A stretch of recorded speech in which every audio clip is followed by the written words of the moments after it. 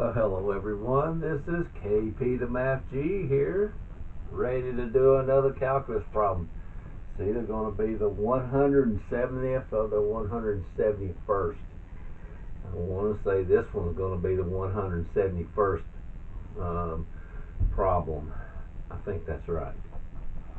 Be that as it may, it doesn't matter how many of these you do. It's a matter that you understand the one at hand, right? I say this is the 2025 free response question 5, and I say that this question A should be the easiest of B, C, and D. I'm really looking forward to doing the other three, but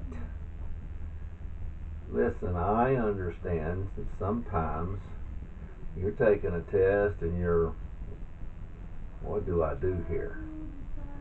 I've been there, I've done that. So as simple as this may be for some of you, this may be difficult to understand for some of you, for others of you. And so let's look at it. Well, I tell you what, when I see two particles, you almost want to say, freak out time, but no, not really. Okay, particles H and J are moving along the x-axis. The position of the particle H is x at H at t. X sub H at t is e to the t squared minus 4t. Velocity of J, that's the velocity equation. Vj at t is 2t times t squared minus 1 raised to the third power.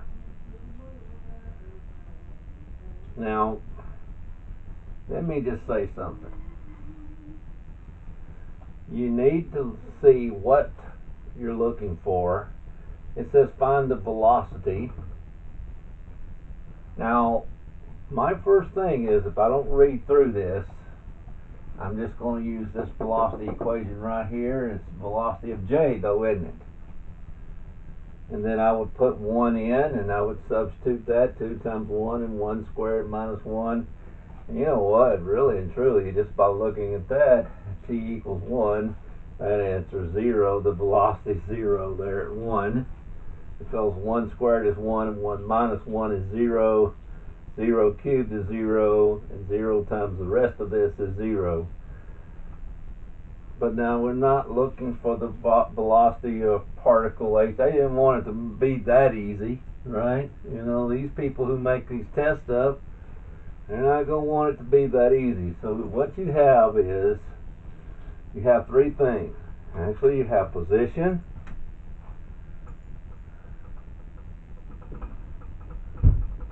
usually given by x sub whatever in this case with respect to t. You have velocity, which is going to be v at h at t, and you have acceleration. I'm going to abbreviate that one. You have a at h at t. We know the position equation. To find the velocity of particle H at t equals 1, well, we need to find the velocity. If you take the derivative, let's just spell it out. If you take the derivative of position, you get velocity.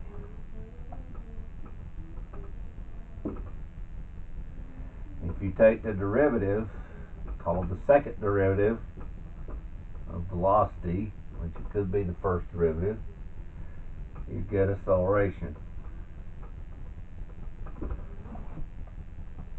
There is a third one. If you take the derivative of acceleration, you get what you call jerk. Driving down the road, Jerk. Okay, jerk. Okay. I'm just saying. Jerk. That's a little trivial. If you want that little trivial information. This is derivative of position. You get velocity. Derivative of velocity, you get acceleration. We're wanting velocity, so we don't need the acceleration. But if it did ask for the acceleration, we'd have to take this derivative twice. Okay, but we only have to take it once. So the position is x h of t. We want the velocity, don't we?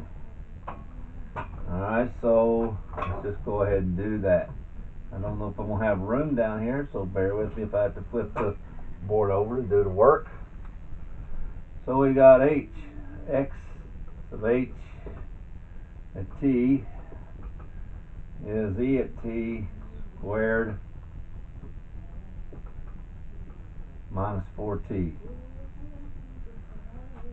Now, if you hear any kind of, you probably don't hear that, but if you did hear it, any kind of noise in the background, it's my beautiful wife singing.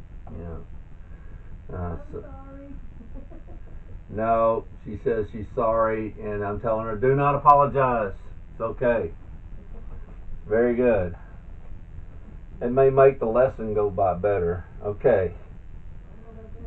Now let's take the derivative of this. So if I want to do this, say prime, I got to do this prime too, don't I? Prime means take the derivative of. Alright, so here I'm going to do this. Velocity. There's that. That side there's the velocity. Okay.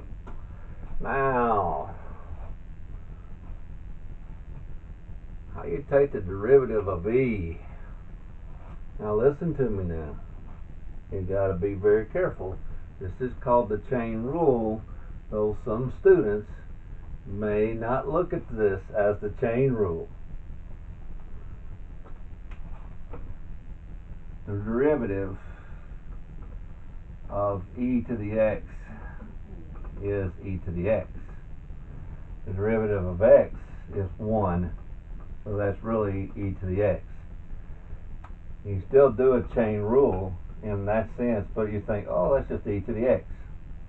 So people will mistakenly say, well, alright, this is equal to e to the t squared minus 4t, and leave that right there. What you got to remember is you're taking the derivative of this as well. So times the derivative of this is 2t minus the derivative of 4t is just 4. Little things that you've done in the past, right? This is a chain rule. They want to see that you know how to take this derivative. This is why this is done by hand, and you don't need a calculator for that one. Alright, so now what's left to do?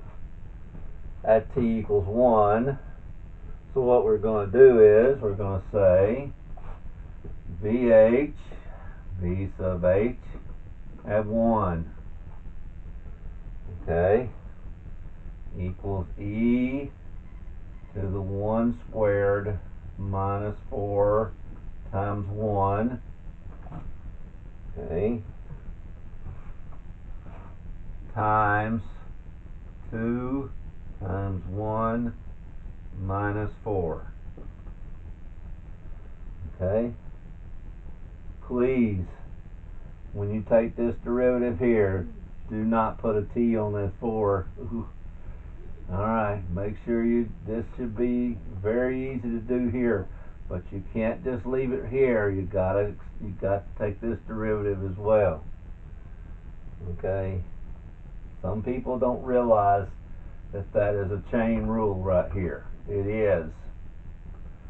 Alright, so now we have this is equal to positive 1 squared is 1 4 times 1 is 4. You don't do 1 minus 4. You get this, do that first. So 1 minus 4 times 1 is 4. 1 minus 4 is 3, negative 3. So e to the negative 3 times 2 times 1 is 2. 2 minus 4 is negative 2. So negative 2. So if you want to say negative 2 e to the negative 3. If you want that, look, once you get that, you should do this. Stop. Now, I'll tell you what people do. They make an error. Oh, both of these are negatives. So this is really 1 over 2 e to the third. Yikes. You just missed your point. You got it here, and you missed it when you did this. You know what's wrong with this? This is not an exponent, this one is. You only bring negative exponents down. This should, you can now write this as negative 2.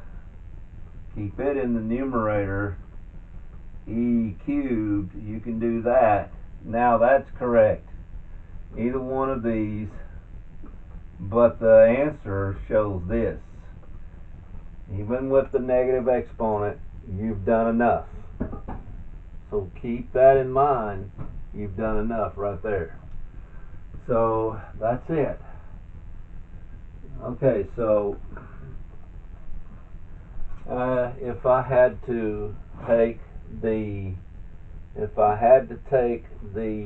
acceleration, my goodness, I'd have a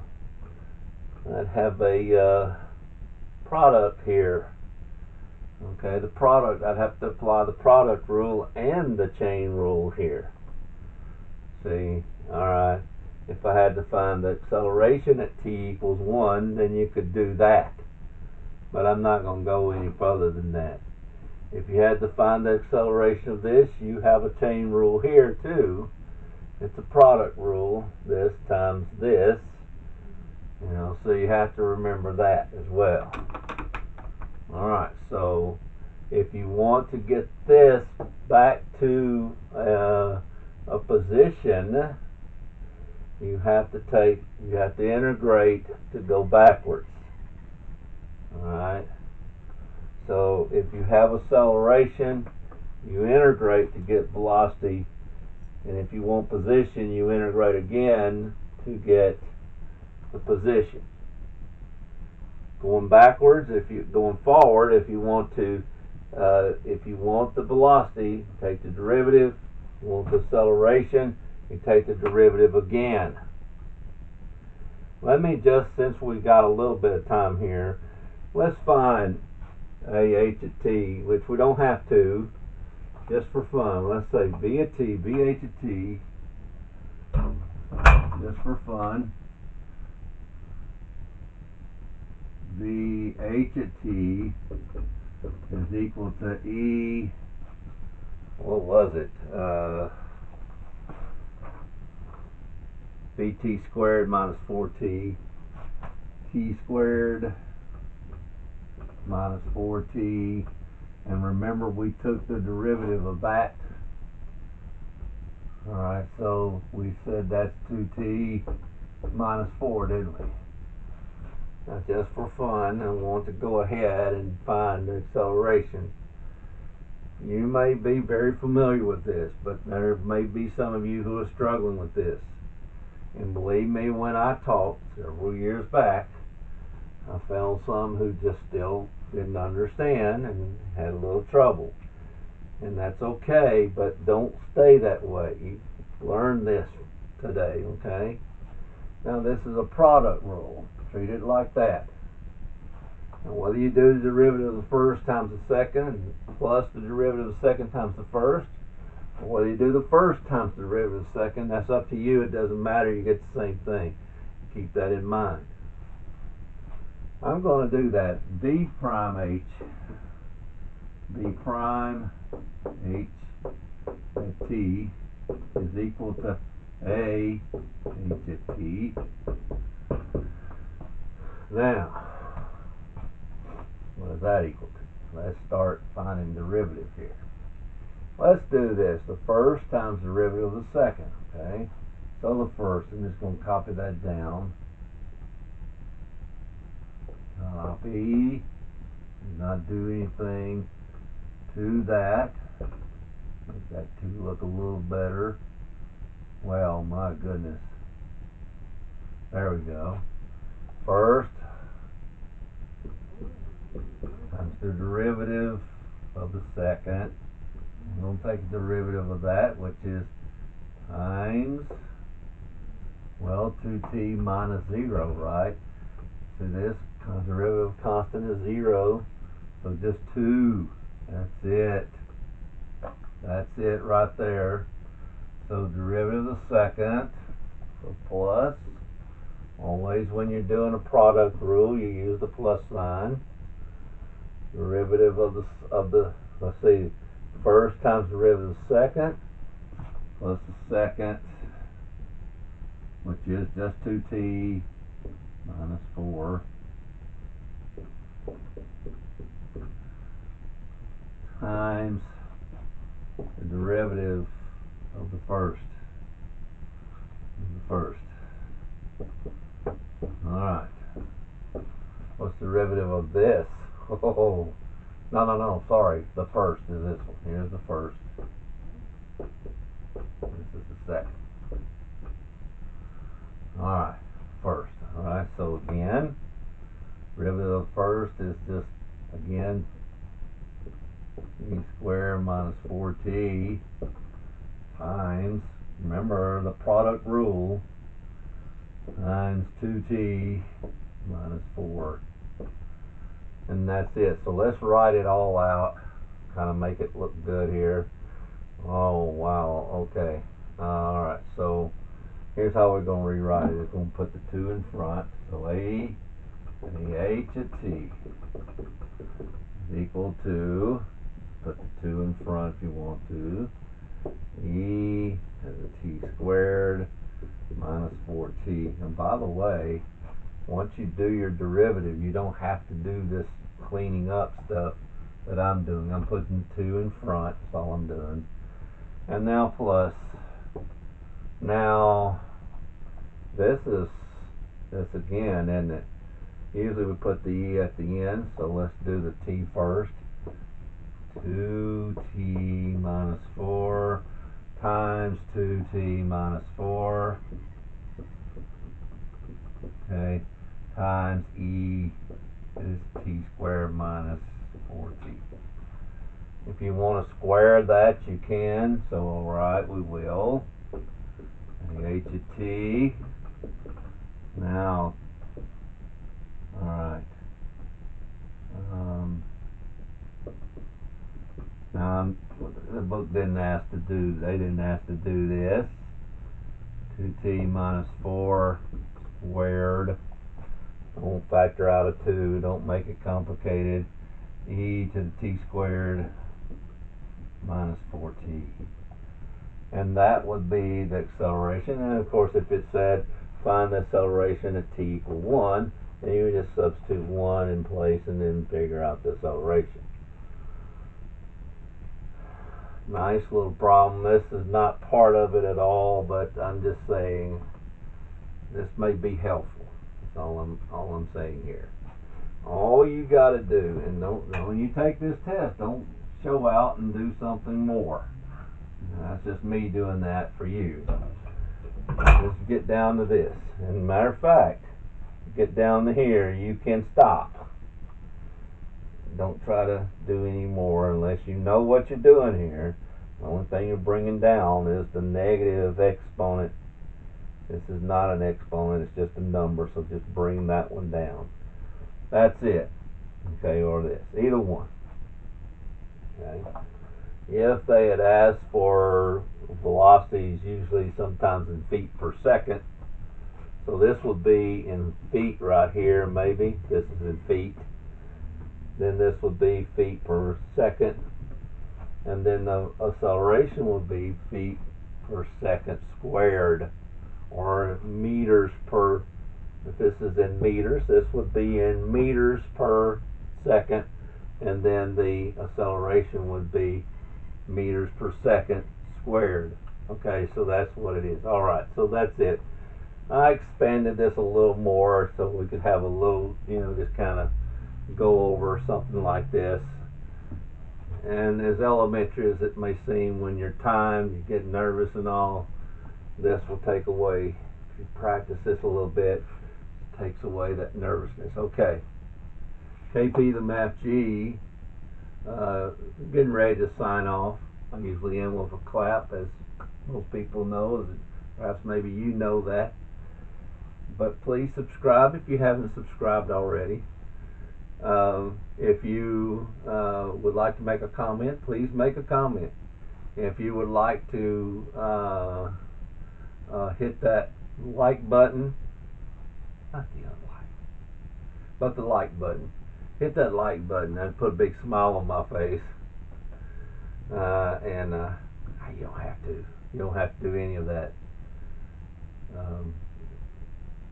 So this is for you. It's not for me. It's not for my glory, not for my benefit. The only benefit I get out of it is helping you. And of course it sharpens my mind as well. Alright, so my dog's outside right now, so I guess I better close this lesson so I can go get my dog, and before she decides she wants to run off. Got a pretty dog, needs a bath. But all things aside, okay, enough of my story. KP the Math G signing off. Ladies and gentlemen, have a great day.